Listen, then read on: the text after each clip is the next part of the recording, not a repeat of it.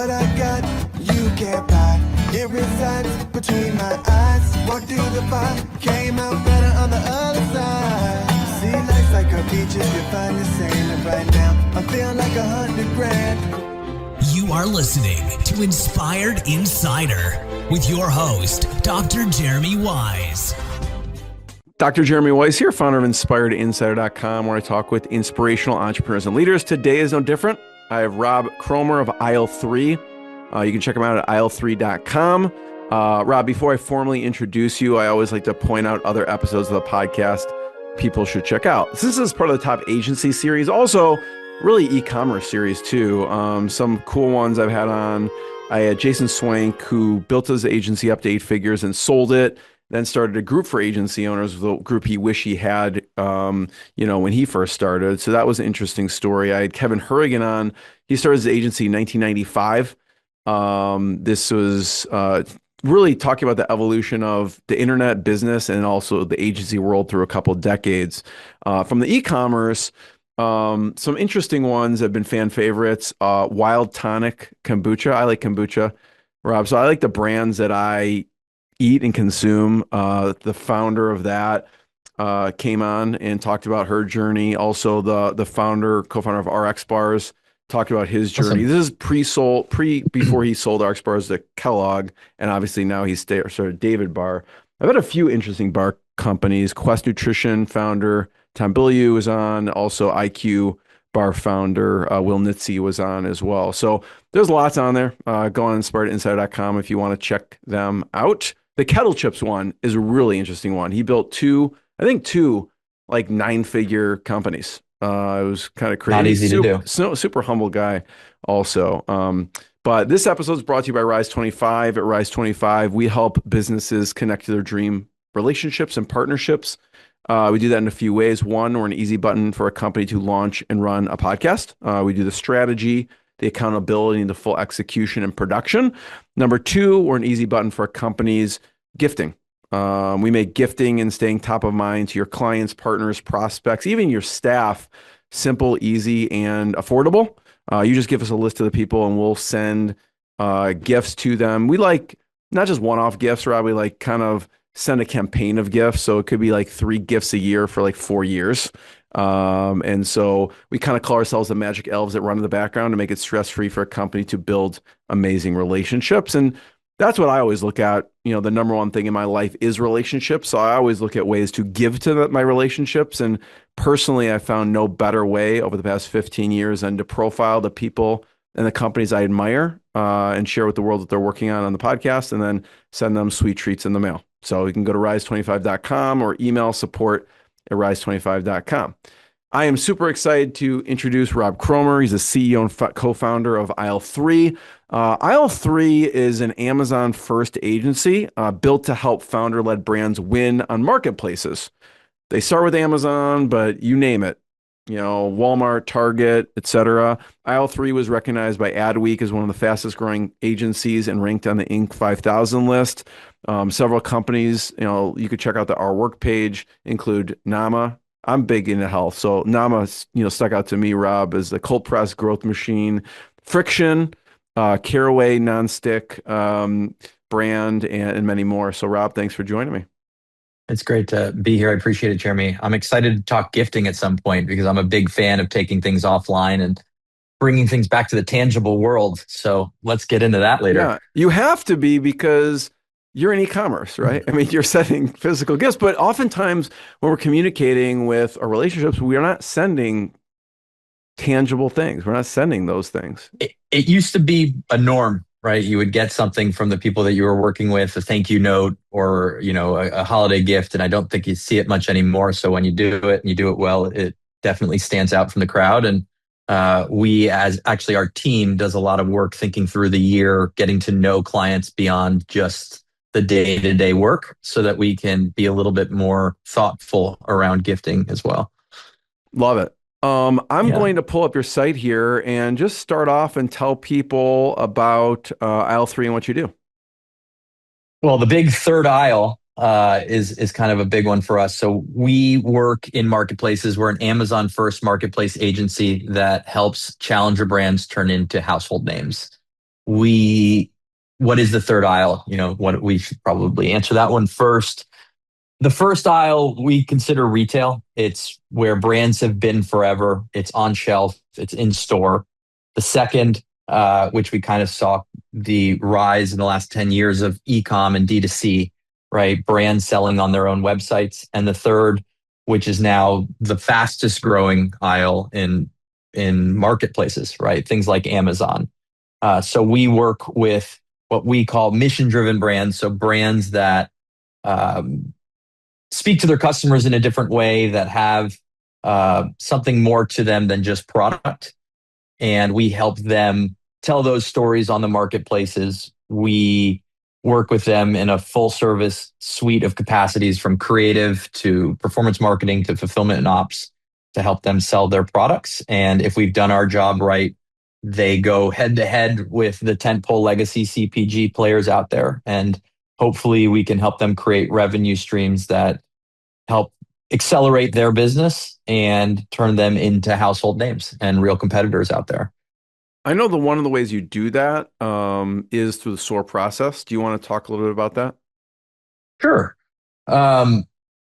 SOAR came from a past experience. So one of the other founders, Rob Prentice, who's our CMO, and I have known each other for 25 years. We've been best friends since high school. We met on the water polo team. He was a little older, took me under his wing, and we have been best friends ever since.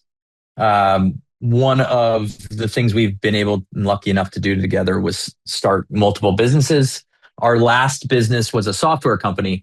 And in that, we had a large software development team. Was that Adcade or was that? That was Adcade. Yeah, that's okay. Right. And that was, we can dive into all that, but that was a venture. I didn't realize that company. Was a software company. Yeah, so it was a software company with an agency attached. We were VC funded. It was one of those hustle mentality kind of companies, try to become the next unicorn. And coming out of that, I actually am now anti all of it. Have a very different anti the pushing young founders to the breaking point and giving them unrealistic goals and the chasing of valuations rather than profitability, and always having to think about where your next round of funding comes from rather than who your customer is.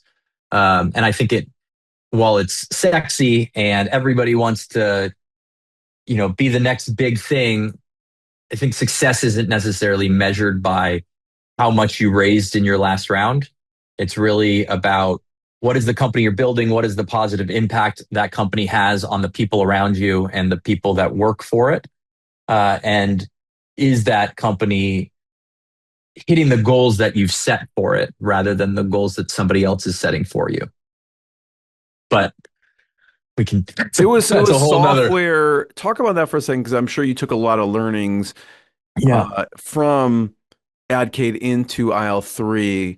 And it's interesting because it was a software plus agency. How did that work? And we'll get to sure. This one. This Aisle3 is just, there's not like a software component to it, right?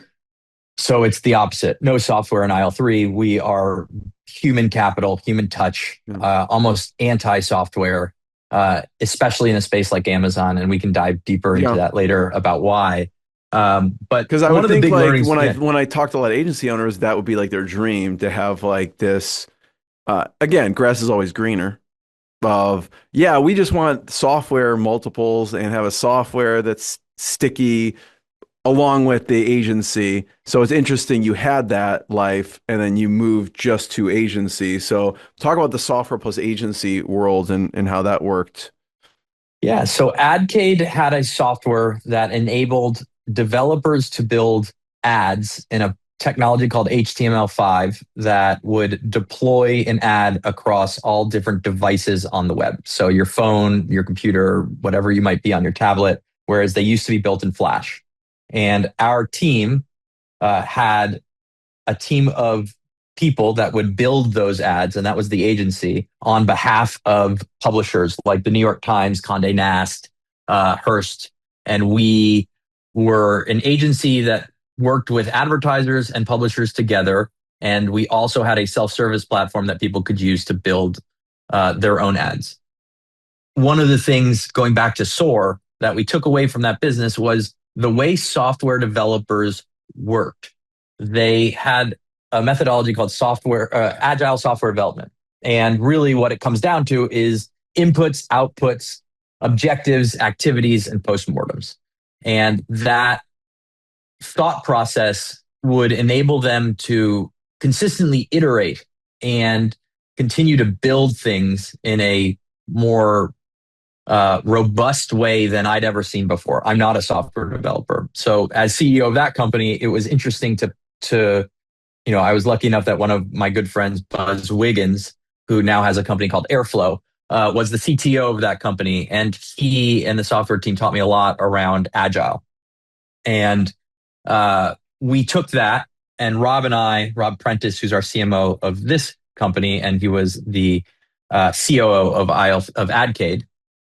Rob and I sat down and said, okay, in building Aisle3, how can we create something that is different than every other agency? I think when you talk to clients around, why are you leaving your agency, or what are you disappointed with your current partner, or what is the experiences that you don't like in agency?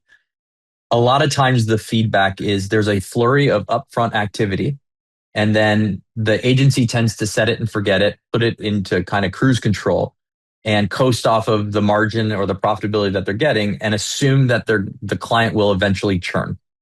And it's a retainer-based business that we find to be the antithesis of what we like. So we took agile software development and brought it to marketing. And that's what SOAR is. It stands for strategize, optimize, advertise, and report and repeat on it.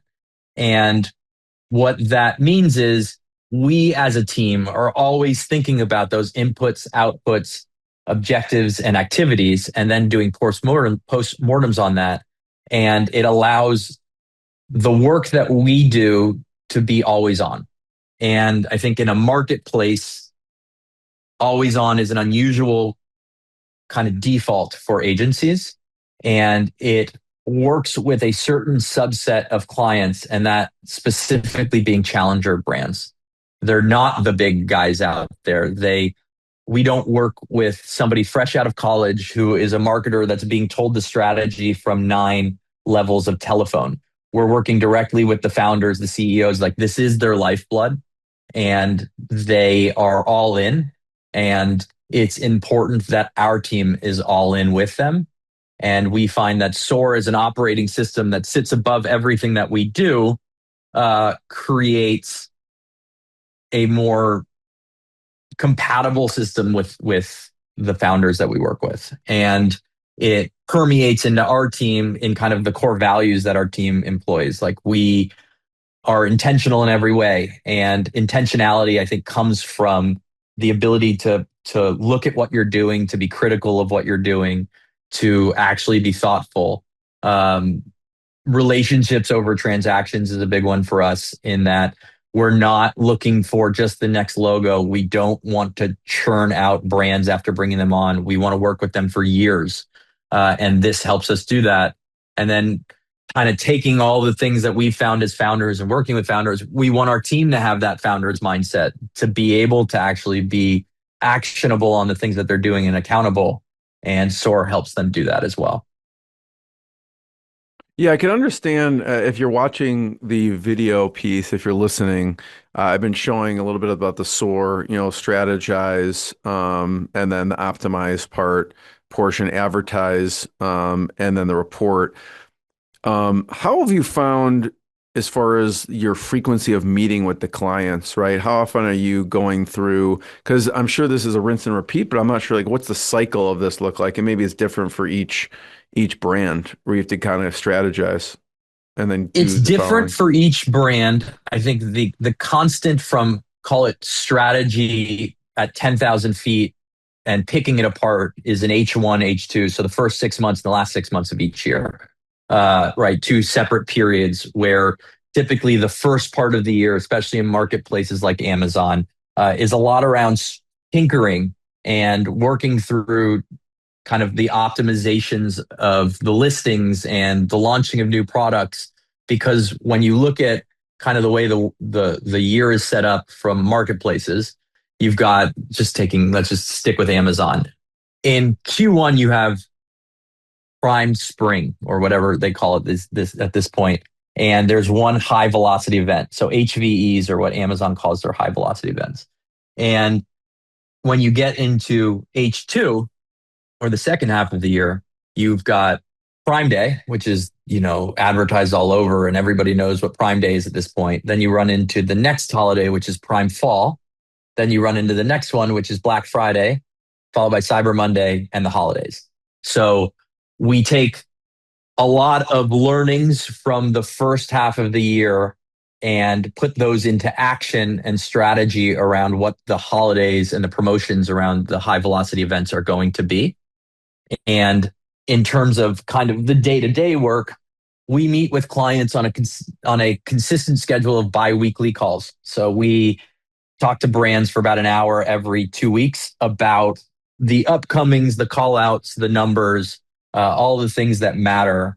And from that call, we will schedule one-offs, whether that be with their fulfillment team or their creative team, around different initiatives that we're putting forward or we're working on at any given time.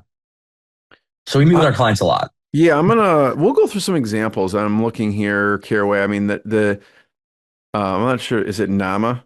The cold press Nama's growth got an machine. awesome, It's really cool. awesome juice. It's the coolest juicer you've ever seen. Instead of having to cut things into little pieces and having that loud buzzing sound in your kitchen, Nama allows you basically to throw a whole piece of fruit in there.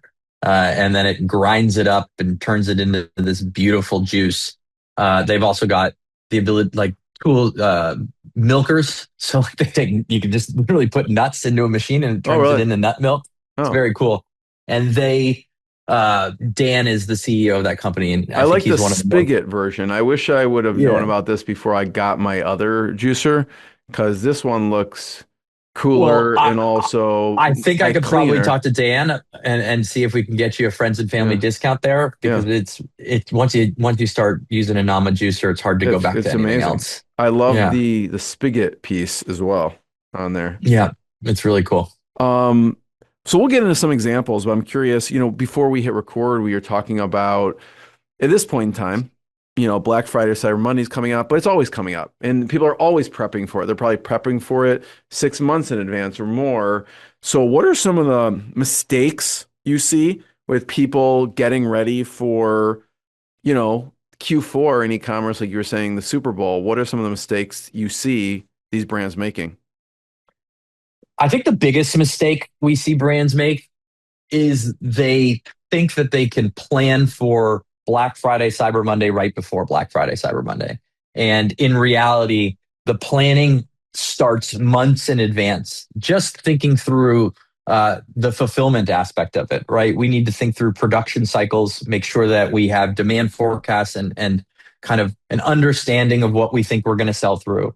And that requires us already thinking through promotional strategies and what we're going to be able to sell in that period of time. And then we're preparing and sending into Amazon well in advance before the holiday comes up, as Amazon ends up really putting cutoff dates. So if Black Friday, Cyber Monday this year starts, I think it's November 20th, right? It's coming up, right? Actually, it's next week.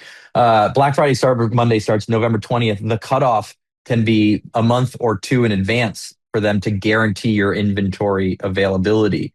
So we're sending things in well in advance of Black Friday, Cyber Monday holiday, but at the same time, we have to take into account storage fees. So when you send things in advance, if they're just sitting there getting dusty on the shelves, Amazon's charging you storage fees for it. So we're thinking through the sell-through rate of what's happening at the current time we're sending inventory in, and basically it's like a big math formula of what can be done and sent in the right cadence ahead of the cutoff dates to both protect against storage fees, but protect against out of stock for those holiday events. I've even seen, they even have storage restrictions too. Like even if a brand sells a lot, sometimes Amazon will restrict what you can send in too, right? Yeah. We saw that really start to become a thing in COVID. Everybody went from send in anything you want whenever you want to Amazon to them putting massive restrictions on it. And we've always said from the beginning when we started this, I think 6, 7 years ago, we don't really want brands to be Amazon only. We think that there's a inherent risk when the customer isn't yours, right? Amazon is basically renting space, and you pay a referral fee for that space along with other fees. And the fees are what the fees are, and I don't think that we need to dive into the argument for or against them. But what it means is you're always at risk because it's somebody else's customer, or you're always at risk because it's somebody else's fulfillment center. So all of a sudden you can be cut off and not be able to send inventory in, or they could find something on your listing that might get the listing suspended and you have to appeal it. There's a lot of things that can go wrong on the platform. If you don't have the right partner behind you, can be the difference between making and breaking a company. And so we're big proponents in helping brands think through an omni-channel approach. So how are we selling a D2C site, or are we on other marketplaces? What does retail look like for them? And are we trying to get in store with Nordstrom or Target, or all these different places that brands have multiple sources of customer bases rather than all the eggs in Amazon? I know that you are Amazon first, but you do help with these other platforms. I'm curious, what are some of the criteria that you would think about to recommend a brand? Go, we should check out Walmart.com at this point. Sure. So we're Amazon first in that we have to be working with a brand for 6 months on Amazon before we'll take on other marketplaces. The reason for that is today, Amazon is just the largest marketplace by a huge multiple. And so a lot of the work that we can do on Amazon can be replicated and save cost on other marketplaces. There are brands that do really well on Walmart, and there are brands that do really well on Target, but those brands will be 10% of what they do on Amazon typically, from what we see. So a lot of times what informs the secondary marketplace strategy is a brand might be trying to get in store at Walmart. And by being a third-party seller on their marketplace, they can start to work with their in-store teams and their different reps and show that there is demand from the Walmart customer for these products, and it helps them get on shelf. Other times it's, hey, we want to test out a product A over here, product B over here, and we want to see how the market reacts and different customer bases react. How did you get to this e-commerce role? Because when I look at Adcade and what you do, it's a lot different. How'd you land on what Aisle3 does? Well, an investor from Adcade about 8 years ago told me to start looking at Amazon. And he said that at the time, I think Amazon was only doing around $2 or $3 billion in ad sales a year. I think they just did 17 billion in sales on ad sales last quarter. So it was a much different place. And he knew that I and Rob really liked working with founders, and we really like having businesses and places where we can feel the impact immediately. And there aren't many places that are so complicated that founders who are typically very capable themselves can't figure out. Amazon is one of those places. We say all the time that Amazon is about doing everything right all of the time. And the everything is a lot of things. And he pointed out to me, his name is Stu Coleman, actually, and he pointed out to me that this was one of those environments that was underserved and was going to be where everybody needed to be soon. And so we started really digging into it. We found that, software for Amazon wasn't necessarily the thing. Amazon doesn't provide a lot of data, right? You can scrape from Amazon just about as much data as they will provide for you via APIs. And so that means that other than the tools that Amazon gives you, if you really dive into the tool sets that are available for Amazon, like third-party tools that people have built, they're not that impressive. It kind of pushed us into the direction of services. We liked agency. We like the ability to help. It's less about kind of creating a product and then sitting back and watching that product work or not. This is much more about tweaking a product that is people first, and the rest is kind of history. I'm curious, Rob, the evolution of your customer client. Who's a fit now? Like, are they not on Amazon at all and they just have a big retail presence or a big online presence? Are they up and coming on Amazon? Where are typically brands at when they engage with you? First and foremost, they typically have product market fit. So we don't work with two specific kind of Amazon sellers. The first are resellers, so people that buy somebody else's, another brand's product at a low price, and they compete on bidding price wars on Amazon to get that product out the door. There's nothing to that other than just bid isolation. The second is the guy who finds, a shipping container of tongue scrapers and throws a label on them and calls it his brand. There's a lot of those kind of people, and I think those guys are really good at figuring out and hacking the Amazon systems and kind of using different tactics that agencies don't use to get to the top. We work with brands that have product market fit. They have an understanding of who their customer is. They've been on Amazon or they're not on Amazon. We're not selective of like we only launch brands or we only take on brands that are already there. I think we're good at both, and both require different kinds of strategy. But they're funded if they're VC back, like in the VC space, they're funded. They're ready to double down on marketing, and they're looking to do something big, right? This is if the channel works. So Lalo's a great example of a brand like this.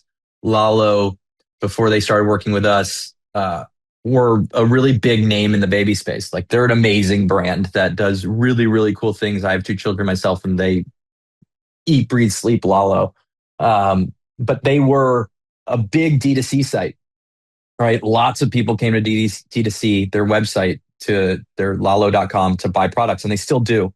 But Lalo, like most D2C brands, started to realize like, hey, we're losing out to customers because people are looking for us on Amazon and we're not there.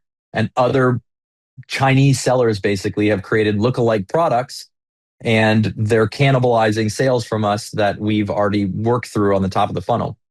And you can look in the back end of Amazon and see brand search, right? Like AirPods is typically the most searched thing on Amazon, those kind of major brands. Lalo was in the top, I think at the time, 75 or 50,000 searches on Amazon. So people were looking for it. And they came to us and we started looking at what the assortment should be on Amazon and how to launch. And, there's a lot of delicacy, a lot that you need to be delicate about in terms of, what can D2C own and what can be exclusive to their direct consumer site and what can Amazon have.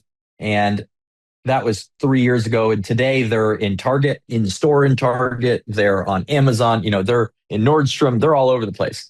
And most parents have Lalo in their house now. And I think they're a great archetype of the kind of brand that we're really good at working with. Michael, their CMO, is also really smart dude. Yeah, it's cool. I mean, I could see because people trust Amazon. They already have their credit card in Amazon. They trust Amazon. They know they can get shipping very quickly. So people will search there. They'll probably research a company and then just try and buy it on Amazon, even if they're on someone's website, I imagine. How do you determine what products, they're not going to, basically offer all of the products. And I'm assuming, do you recommend they go FBA, like fulfillment by Amazon with the products? Your research is really good. I'm actually really impressed by your knowledge of Amazon here. This is great. So yes, I think because I mean, obviously they could launch all of their products to, those FBA, like if someone's fulfilling by merchant, they could just put it up there and fulfill. But I know the rankings are not going to be as high. If Amazon has it in their fulfillment center, that probably helps with the algorithm. So I'm wondering, how do you choose the products, and do you recommend all of those products to FBA? Sure. So there's two main differences between FBA and FBM. The first being who ships it. If it's fulfilled by Amazon, Amazon is the actual shipper of the product, and that's like the Prime boxes we all get in the mail. And FBM, it's being shipped through the the 3PL or the fulfiller of their website, basically, of their D2C site. The second big one is fulfilled by merchant, typically takes 5+ days, like you would buying from anybody's.com to get. And FBA is Prime. It's that get it, dependent on the product and where you're located, it could be anywhere between 5 hours and 2 days. And I think when people shop on Amazon, they're shopping for Prime eligible products, whatever that product might be. They're looking for high chairs, and they come up against two high chairs, and maybe they're not looking for Lalo, but they're looking for high chairs, and they've never heard of Lalo. And now you're up against, brand A and Lalo. So they're typically going to default to the product that is, beyond all the other things, reviews and all these different parts that you can count in. They're going to go for the one that they can get in 2 days because that's why you're a Prime member. And if you're not FBA, you're going to lose out on an extraordinary amount of sales because somebody else is.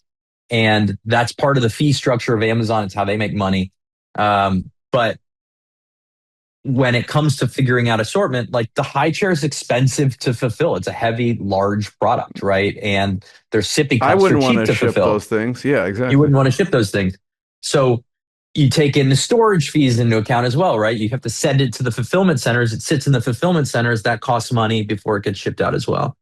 And we do a lot of analysis around what those costs are.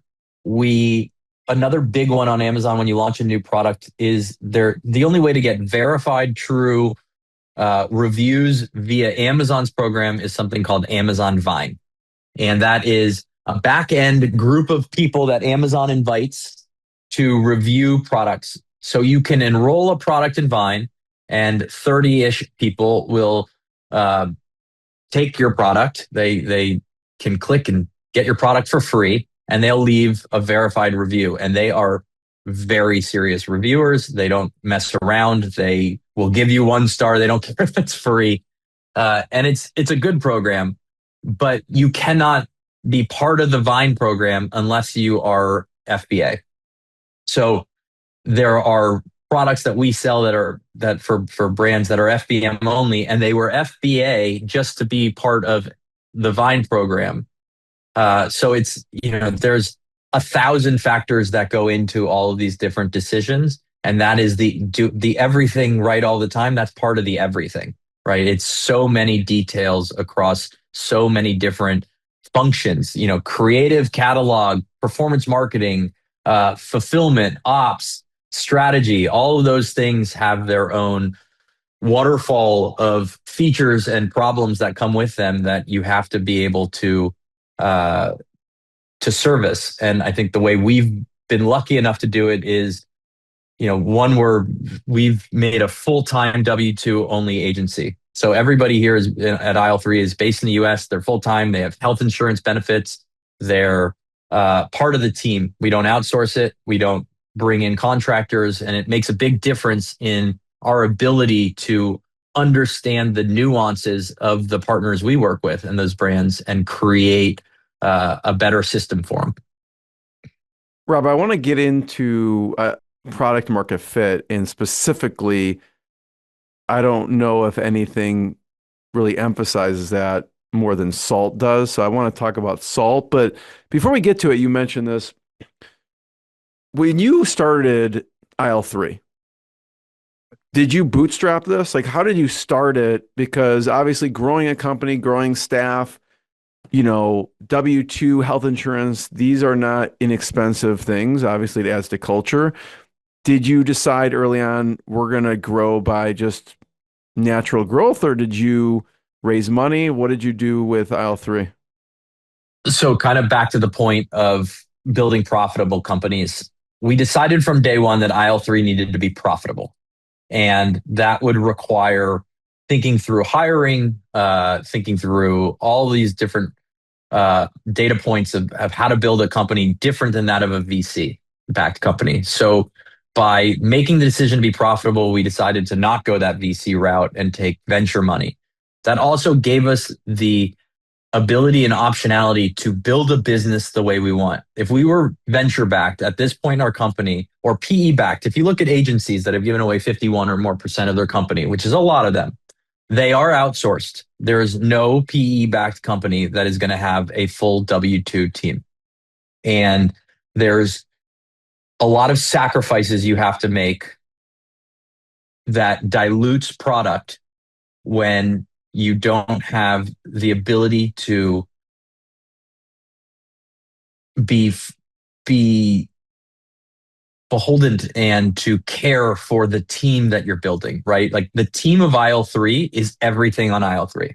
We are not a business if it's not for the people that work in this company. And the day-to-day work that happens for the brands that we work with isn't because of me. I'm not the smart one at Aisle3. We hire much smarter people than us, and we allow them to do the things that they do best within the systems that we've created for them. We have, we're particular about the way the work gets done, but we allow them to do the work that they can do. And I think, I know it was a good decision in hindsight, and it was a little tougher in the beginning because you weren't flooded with a lot of venture money to go do whatever you wanted to do with. We didn't buy 10 TVs day one like you would. So as you got funded. I'm curious, what did the initial team look like? Or you just grew organically as you brought customers on, you would hire accordingly? So the original team was myself, Rob Prentice, who's now our CMO, and Riley Core, who is our Chief Product Officer or Performance Officer, CPO. Riley, it's basically a family business. Rob and I have known each other for 25 years. Riley, if you can follow this thread, is Rob's wife's best friend's little brother. So Rob was at a dinner. Rob and I had been talking about, and this is complicated because there's two Robs and now Riley, a lot of R's. But Rob was at a dinner talking to people about this business that him and I were talking about Aisle3. And at the dinner was Riley. And he was listening to Rob talk about Amazon and like our thoughts on it. And Riley was the Amazon guy at a much, much larger holding company level agency called Essence. And Riley chimed in and had a bunch of opinions. And Rob came back to me that night, calls me up after dinner, and he goes, You're not gonna believe this. I think I found the guy we should start this with. And Riley is arguably top 3 to 5 smartest people on Amazon in the world. He is an amazing knowledge base that is able to scale his knowledge and pass it down to the team and create lots of playbooks and SOPs that allow people to understand the world the way he does. And it started with the 3 of us. And our first hire outside of that was Darianne. And Darianne was a designer. So the one thing the 3 of us couldn't do is design. And today Darianne is, she actually just got promoted to director of creative and catalog. So she's moving out of just design and kind of heading a whole team. And then the next hire was Ricky. I think that page you're going through is in order of how people came on the team. And Ricky was our first performance marketer. And now he's the director of agency operations and performance for our team. And, we've been lucky enough that really the attrition on our team is basically non-existent. And the people we're building with are the people that are helping us grow the agency. As we get bigger, they're moving into new roles, and we're betting on them to be able to come up with new solutions and make the offering even better. From when you start the agency, at what point do you get the first customer? It was pretty quick. Our first customer actually sold he sold something called dick pillows. Literally, he called them dicks, like penises, on pillows. And he embroidered them and sold them on Amazon. And he was a friend of a friend. And he was like selling a lot of pillows, believe it or not, like a lot, an exorbitant amount of penis pillows. And then he would also find like the latest meme, and he would slap that meme on a pillow. And was this selling on Amazon? Like it was selling on Amazon. They It was let selling him on sell it Amazon. on Amazon. This was, the Amazon was a different place years ago. Your wife was And like, wait, you had this Adcade software, VC and back, now you're selling penis pillows. Yeah, exactly. Somebody on our team's going to listen to this and be like, I can't bbelieve you told the world that. Our first, you got to start somewhere. Client, our first, our first, call it household name client was actually Ripple Foods. Ripple sells e-milk, literally like soybean, like soy pea milk. Oh yeah, I've had it. Yeah, it's an alternative milk. And I say pea milk, and we were just talking penis pillows. Yeah, so you're pea probably protein. Like, what kind of milk is that? I mean, they have it at the grocery stores. And, they're everywhere. And we launched them on Amazon, worked with them for years. Yeah. And we scaled them into the millions. And they were the first brand that gave us the credibility of like, okay, these guys know what they're doing. And then from there, more brands came knocking, and the network grew. And today, I think. How did you get Ripple? Because that's a pretty big company. Here's Ripple, by the way, if you want to see it. Yeah, that's Ripple. We got Ripple through a friend who ran another agency. His name is Kyle Heller, who I haven't said hi to in a long time. But Kyle introduced us to the head of sales for the Northeast at Ripple, and we met them at Expo West. This was, I guess, 6 years ago, and we basically were like, "Hey, we're pretty new agency. We're pretty convinced that our product, like our strategy, is going to work, and we'll work our ass off for you. And you're going to be our tentpole client. And we're going to, I think we probably obfuscated a little bit of how green we were. But we told them we were going to, do the best work ever, and they're going to get a deal on it." And we did. And it worked out, right? Like they scaled massively. They are one of the largest alternative milk brands in the country, and gave us the data points we needed to be able to go to other brands. And now I think Aisle3 is one of the best agencies for the niche that we work in. We're, boutique for a reason. We like a great, in your intro, you talk about how we just won Adweek's fastest growing agencies. We did that by going deep, not wide. So part of our model is we take a percentage of sales on the back end of the brands we work with. Our goal is to basically be 2 to 3% of total sales. So you got to be confident that we can grow brands to a really high clip, right? Like $500,000 a month or more in sales. And that allows this model to work. And we are able to do that by kind of keeping the right kind of focus on brands that can grow. And instead of adding, we're not an agency of hundreds of brands. Like there's a lot of agencies out there, we don't need to call them out directly. You really are your model is really kind of be a true partner to these brands. Be a true partner. If we've done the job right, they think of us as their team straight up. And instead of just throwing more brands into our thing, like we tell brands all the time, you're not ready to work with us. We're not the right partner. We are confident enough to do that because we know that when we find the right match, that we will work with them for a long time. We're not typically the first agency somebody's hired. We're the agency you talk to after you fired your first agency that said they'd do everything and didn't.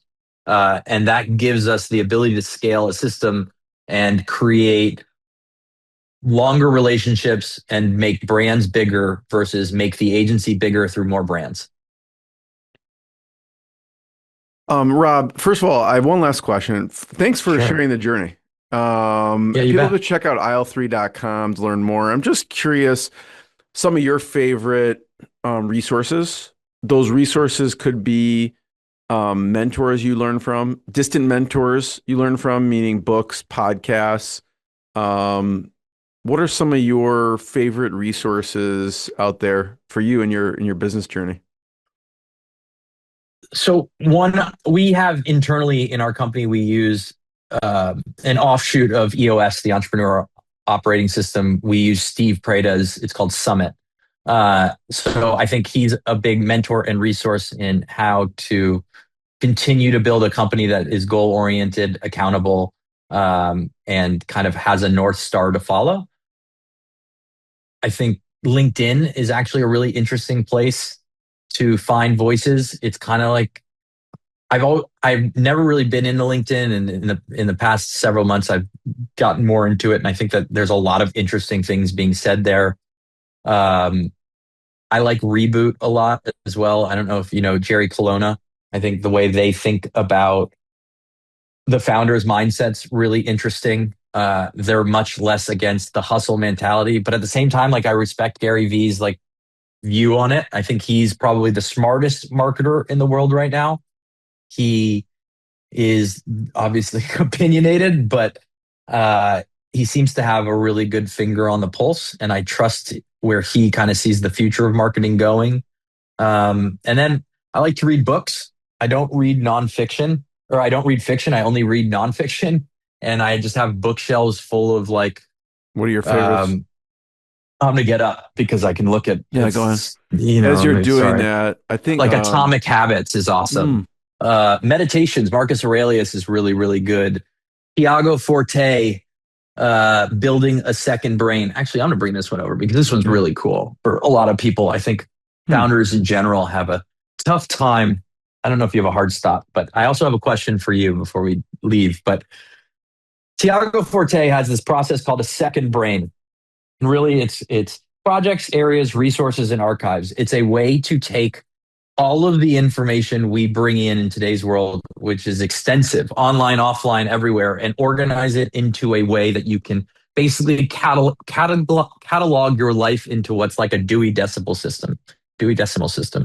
And I have crazy ADHD, and it's been something that I've always, my whole life, been trying to work out systems that allow me to stay organized. And this has been in basically 40 years, the only system that I've stuck with. And if you can get him on your podcast, he's, I think, a really interesting person. He's also got great opinions on AI and how to use AI, not to like build the next $1 billion thing, but how to use AI to amplify the stuff that you're doing or help you be more productive in your day-to-day life. And I kind of like that. I like that view of AI better. Like, how do we actually use it versus talk about what it's going to be and how it's going to change the world? So yeah, that's my shout out. I'm gonna give Tiago Forte a big shout out today. Well, it's funny you say that, Rob. So I had the founder of Delphi.ai, if people want to check that out. It's where he helps people clone themselves, essentially. So you can go in and ask questions. And so I actually did That's super cool. interview with Dara, the founder, his clone, his video clone, and then I had him on to talk about the software. But I had the co-founder of HubSpot, AI clone. So but to mention that, the only reason I heard of him is because Tiago Forte, he's on Delphi. And so I was like looking through his profile, so people can actually interact with him on an actual call on Delphi.ai. So shout out to there. But that's awesome. Well, this has been great, Rob. My last question for you. Well, maybe my only question I got to ask you. So you guys are big into gifting. What's a great gift for people to give clients this holiday season? You know what? I don't like sending gifts around the holiday season, to be honest with you, because it's so crowded. And so usually we send gifts on off times of the year, right? So I'd rather personally send them in January when people aren't getting anything. And so I actually try not to send anything around the holiday to referral partners or clients. Now, sometimes our campaign kind of goes out, and we have kind of, my philosophy is, since I put on autopilot, we're sending smaller, more frequent gifts. And some people totally disagree with this philosophy, Rob, which is I like getting food. So I send food. Now, some people would say do not send food because they eat it and it goes away. But if I'm sending you, 3 or 4 gifts a year, then I just keep sending you things. Now, for really like referral partners, that are great, and we'll send one-off things in addition to the campaign of gifts, right? And so one-off things are obviously a little bit more personal. So I've sent people like find out their favorite sports team and then had the whole a signed picture of their favorite sports team and I sent it to them. That's awesome. Right. I love that. And so and it could be inexpensive. Actually, one of the talks that I gave at this mastermind, high-level mastermind, was about strategic gifting. And one of the examples I give, and this was not me, but actually a software company came up to me after the talk and said, Jeremy, I have to tell you this story. And they spent $10. Okay. They found out they got $1 million client from a $10 gift. Okay. Wow. And the CEO, they found out the CEO's wife liked goats. So they found a goat, like one of those, keychain racks that you just hang your keys on in the house. Sent her a goat keychain rack that was $10. And the person and the CEO end up calling. They'd been trying to reach out for months. The CEO ended up calling, like, okay, my wife said I have to call you. You sent her this awesome goat keychain rack. That's a really great. That's great. And so it doesn't have to be super expensive either, but like you said, kind of thoughtful. But I like the ongoing campaign to be in place in addition to one-off thoughtful gifts, because those tend to happen once in a while. And I like a system and a process to make sure it's happening. So I like that. Yeah. Harry and David Pear's good food gift. All those send food, it's always amazing. But I want to give a shout out to Aisle3.com and more episodes of the podcast. Rob, thanks so much. Thanks so much for having me on. It was great to chat with you today. What I got, you can't buy. It resides between my eyes. Walked through the fire, came out better on the other side. See, life's like a beach if you find the sailing right now. I feel like $100 grand.